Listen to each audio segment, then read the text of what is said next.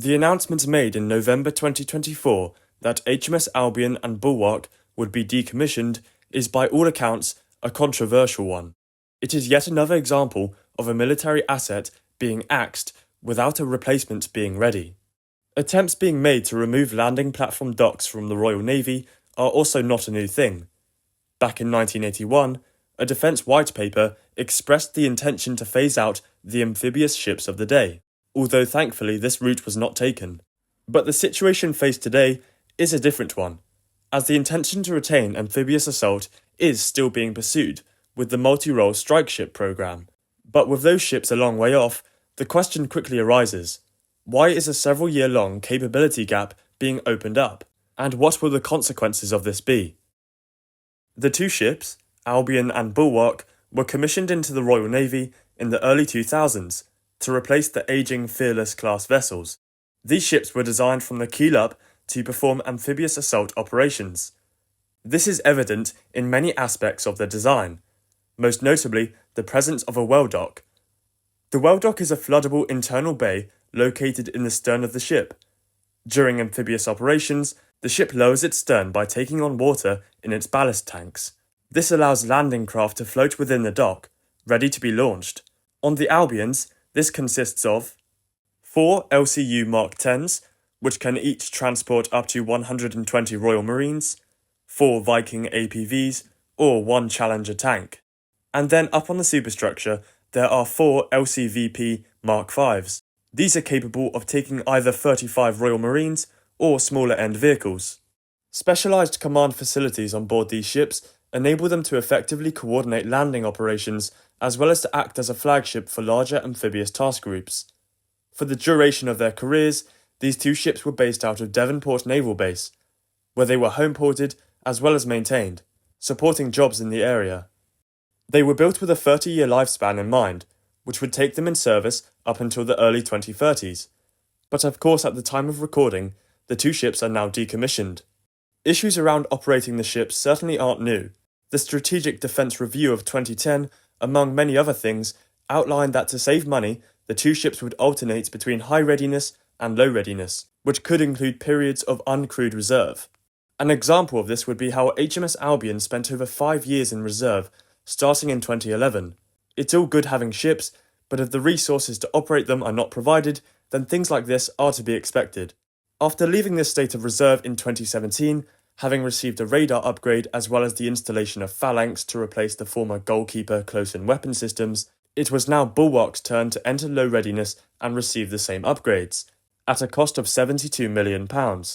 This is the situation we were in by the time the government announced the choice to decommission them in 2024. The official reasoning provided was that the two ships were outdated, and that since they hadn't deployed in a long time, they should be axed. The issue with this argument is that, as we all know, a lot of this is about money. The defence budget is being squeezed, and the Albions have been sacrificed as a result. Although saying that, it is true that the Royal Navy would have struggled to operate the ships, especially in a time when the priority is definitely now centred around carrier strike and the upcoming new escorts. The Albions, being older ships, lack the levels of automation found on more recent classes, which means operating them is a much greater pinch on the available manpower of specialist roles like marine engineers. But regardless, this is a big blow to the Royal Marines. For the time being, they will be left with the Bay-class vessels. Whilst having their own strengths, the Royal Fleet Auxiliaries bays certainly can't make up for the capabilities lost by the Albions being ditched. This is for a plethora of reasons. The bays are mostly civilian manned, and they also were not built to the same high defence standards that the Albions were. This partial commercial standard of construction present on the bays makes them cheaper to operate, but inferior in high contested environments. This was by design, as the bays were built to be more suited for logistics and reduced threat environments, whilst the Albions were always frontline amphibious assault ships. Despite the Albions not having an enormous amount of sea time in recent years, the capability to use them was there if an emergency required their use. Now, that is no longer the case.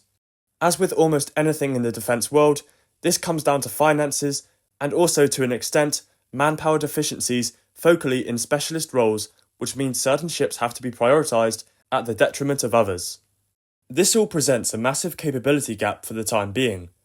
The replacements for these ships fall under the MRSS program, being the multi-role strike ship. The first of this class of roughly 3 to 6 ships are somewhat optimistically expected to enter service in the early 2030s. Even if this gets achieved, it presents over half a decade of compromise in the Royal Navy's amphibious fleet. It's increasingly feeling like this level of compromise is universally felt across the naval force and the military as a whole, which begs the question of why the resources to fill these issues aren't being provided to the armed forces at a time when the Prime Minister claims we are on a war footing.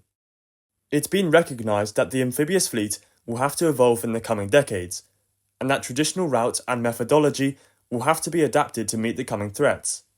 A big part of this that we could expect for the multi-role strike ships are things such as unmanned systems, be it at sea or in the air, as well as a greater onboard defence network than what we saw on the previous Albion and Bay classes, which could come in the form of laser direct energy weapons or even some form of vertical launch system. One scenario is that these ships will be designed for these kinds of systems, but perhaps won't have them actually installed until a later date. On top of this, there is a large emphasis on over-the-horizon capability, which is to enable forces to be inserted, supported, and withdrawn from a safe distance offshore. This approach reduces the vulnerability of the ship itself in anti-access area denial environments.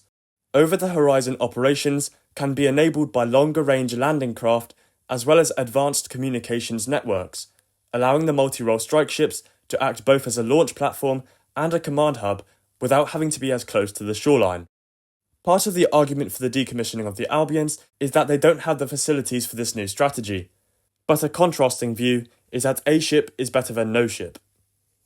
What's for sure is that the Royal Navy's amphibious capabilities will suffer in this period of time until the replacements are online.